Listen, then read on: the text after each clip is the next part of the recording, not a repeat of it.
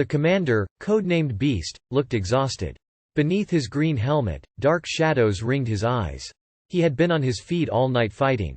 Like many on Ukraine's eastern front, he is both battle-hardened and war-weary. It's difficult. People don't get enough sleep.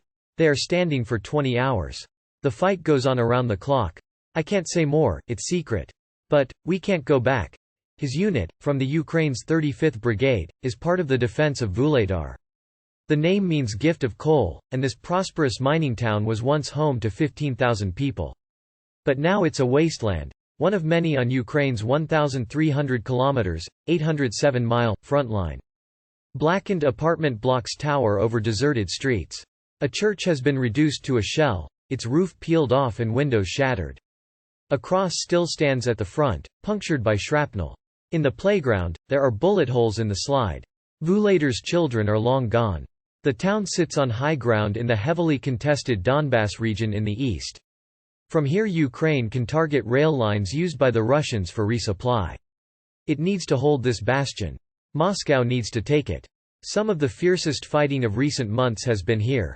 The front line is 1 kilometer away, said the commander, having to repeat himself over the rattle of heavy machine gun fire, this time outgoing. They are pushing, and we lack armor. We are waiting for the Lend-Lease, the U.S. program that provides military equipment, and we will advance.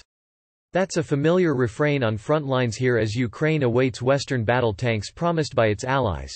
For now, the defenders of Vuhledar use what they have got. A few troops dart into position, to target the enemy. They lob mortars and obscenities, then make a quick getaway, to avoid being targeted themselves. We move forward carefully to within 500 meters of the front line. The Russians have no line of sight. We are shielded by buildings. But suddenly there's a warning shout. We have to take cover at a wall. The troops have heard something overhead, possibly a Russian drone. That's our cue to pull back. The Russians may have eyes in the sky here, and superior firepower. But critics back home are questioning their vision. A hapless Russian attempt to take the town earlier this month ended in heavy losses and humiliation. A column of tanks and armored vehicles headed straight for Ukrainian positions, through minefields, in full view on a flat plain.